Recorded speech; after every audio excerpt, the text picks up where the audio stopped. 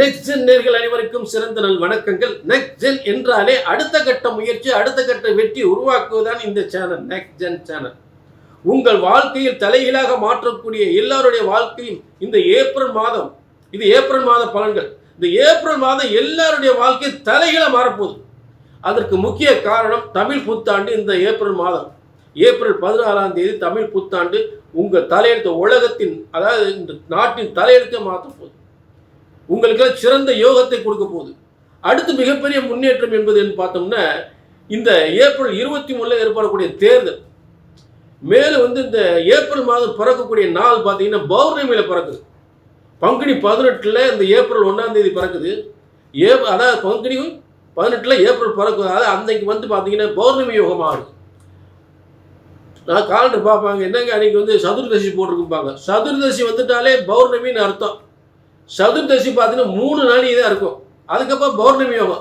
அப்போ இந்த பௌர்ணமி யோகத்தில் இந்த ஏப்ரல் மாதம் தொடங்கும் பொழுது, இந்த ஏப்ரல் மாதம் ஏகப்பட்ட பேருக்கு தலையெழுத்தே மாறப்போகுது. வாழ்க்கையில் பெரிய உச்சத்துக்கு போக போறாங்க. அப்ப யாரெல்லாம் எந்தெந்த மாதிரி ஒரு யோகம் அனுபவிக்க போறாங்கன்றத நம்ம எல்லா ராசிக்கும் தெளிவா பார்க்க போறோம். ஒவ்வொரு ராசிக்கும் தெளிவான யோகங்களை இந்த ஏப்ரல் மாத யோகங்களை நிச்சயமா அடிச்சு சொல்ல போறேன். ஆச்சரியமா இருக்கும், அற்புதமா இருக்கும். புரிஞ்சுட்டீங்களா? அது என்னன்னா, ஜோதிட சாஸ்திரம் என்பது இறைவனால் படைக்கப்பட்டது என்பது மட்டும் தெரிஞ்சுக்கோங்க. ஏசுன்னு சொல்லிட முடியாது. இங்க கிரக கட்டங்கள் இருக்கு. இறைவனா பிரம்மனால் படைக்கப்பட்ட ஜோதிட சாஸ்திரம். ஜோதிட சாஸ்திரம் என்பது இறைவனால் படைக்கப்பட்டது. ஒருபோதும் தப்புவதில்லை, தவறுவதில்லை. எல்லாமே தலை எழுத்துன்னு எழுதியிருக்காரு, நம்ம தலையெழுத்த. அப்போ உங்க ஒவ்வொருடைய தலையெழுத்து எப்படி இருக்கு அப்படின்றத உங்க சுய ஜாதகம் தான் தெளிவா சொல்லுன்றத தெளிவா தெரிஞ்சுக்குங்க. அப்ப இங்க சொல்லக்கூடிய பலன்கள் பொது பலன்கள். இதுல எந்த அளவுக்கு உங்களுக்கு நடக்க போகுது அப்படின்றத உங்க தலையெழுத்த எழுதியிருக்கார் பிரம்மன். ஆக பிரம்மனால் எழுதப்பட்ட தலையெழுத்து ஒருபோதும் தப்புவதில்லை, தவறுவதில்லை. அதை சரியாக கணித்தால், உங்கள் ஜாதகத்தை சரியாக கணித்தால் சரியாக நடக்கும். உங்கள் யோகங்கள் வெற்றியாக உறுதியாக அமையும். நீங்க செய்ய வேண்டிய கீழே நம்பர் நோட் பண்ணிட்டு ஒரு அப்பாயின்மெண்ட் வாங்கி. கடகம், கடகராசி வாழ்க்கையில எப்ப பார்த்து எங்க பார்த்தாலும் இந்த கடகராசின்ற பேச்சு தான் அடிபடுது. அதுக்கு காரணம் இருக்கு, அது இருக்கு. அதை நான் சொல்ல விரும்பல. இப்ப இந்த கடகராசிக்கு இந்த ஏப்ரல் மாதத்துல என்னென்ன ஒரு சிறப்பு அப்படின்னு பார்த்தோம்னா, மிகப்பெரிய வெற்றி ஸ்தானம் ஒன்று இருக்கு. ஏற்கனவே சொல்லிட்டேன், ஒரு மனுஷனுடைய வாழ்க்கையில மிகப்பெரிய வெற்றி, பேர், புகழ், அந்தஸ்து, கௌரவம், மிகப்பெரிய செல்வம், மிகப்பெரிய பதவி, இது தரக்கூடியதெல்லாம் 11ஆம் இடம். அந்த 11ஆம் இடத்தில் கடகராசிக்கு, அதாவது பார்த்தீங்கன்னா சுக்கிரன் ஆட்சி வருகிறார். பிரமாதமா உட்கார்றார். வெற்றி ஸ்தானம், பதவி ஸ்தானம், ரொம்ப அற்புதமா உட்காந்துடுறார் ஏப்ரல் 20. அதுக்கு முன்னாடி இந்த ஏப்ரல் மாத தொடக்கத்தில் பார்த்தீங்கன்னா பாக்கியஸ்தானம் சொல்லக்கூடிய இடம். அதாவது இந்த பாக்கியஸ்தானத்தில் சனி பகவான் யாரு? 7, 8ஆம் அதிபதி. 7ஆம் இடம் கூட்டு, 7ஆம் இடம் கூட்டு ஸ்தானம்.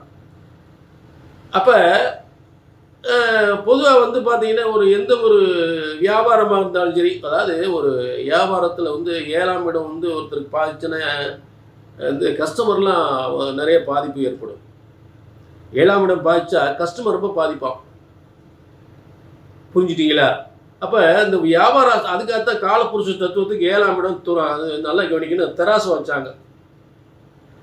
7ஆம் இடம் வியாபாரத்துறை, ஒரு கூட்டு. அப்ப அரசியலுக்கு ஒரு கூட்டு அமைப்பு, எதுவாக இருந்தாலும் சரி, அரசியலாக இருந்தாலும் சரி, அந்த கூட்டு ஸ்தானம், அந்த கூட்டு 7ஆம் இடம் கூட்டு ஸ்தானம் அர்த்தம். அந்த கூட்டு ஸ்தானம் இப்போ எங்கே உட்காந்துருக்கு? பாக்கியஸ்தானத்தில் உட்காந்துருக்கு. அப்ப இந்த கூட்டு ஸ்தானம் பாக்கியஸ்தானத்தில் இருக்கும் பொழுது மிகப்பெரிய உயர்வு, முன்னேற்றத்தை கண்டிப்பாக ஏற்படுத்தும் அப்படின்றது ஒரு விஷயம். 9ஆம் இடம் பாக்கியஸ்தானம். அடுத்து வெற்றி ஸ்தானம். ஆக கடகராசிக்காரர்கள் வெற்றியை கொண்டாட தயாரா இருங்கள். வெற்றி ஸ்தானத்தை சுக்கிரன் ஏப்ரல் 20. அதுக்கு முன்னாடி இந்த ஏப்ரல் மாதம் ஆரம்பிக்கும் போது செவ்வாய் புதன், அதாவது பார்த்தீங்கன்னா கடகத்துக்கு 3-12 போய் புதனோட சேர்ந்து சனியோட சேர்ந்து உட்கார்ந்துறாரு, செவ்வாய் உட்கார்ந்துறாரு. 5ஆம் அதிபதி 5-10 5-10 போய் உங்களுக்கு பாக்கிய, அதாவது ஒரு திரிகோணாதிபதி, தொழில் ஸ்தானாதிபதி, ஜீவனாதிபதி 5-10 இவர் போய் பாக்கியஸ்தானத்தை அவர் உட்காந்துறாரு 5-10. அப்போ 5-10 போய் அங்கே உட்காந்து மேலும் கூட்டு ஸ்தானாதிபதி அங்கே உட்காரும் பொழுது அப்போ மேலும் 10ஆம் அதிபதி, அதாவது 5-10 பூமிகாரகன் பேர் செவ்வாய். 5 திடீர் அதிர்ஷ்டம் விருச்சிக ராசிக்கு அதிபதி, 5ஆம் அதிபதி கடகராசிக்கு. அப்புறம் அவரும் வலிமை அடைகிறார்.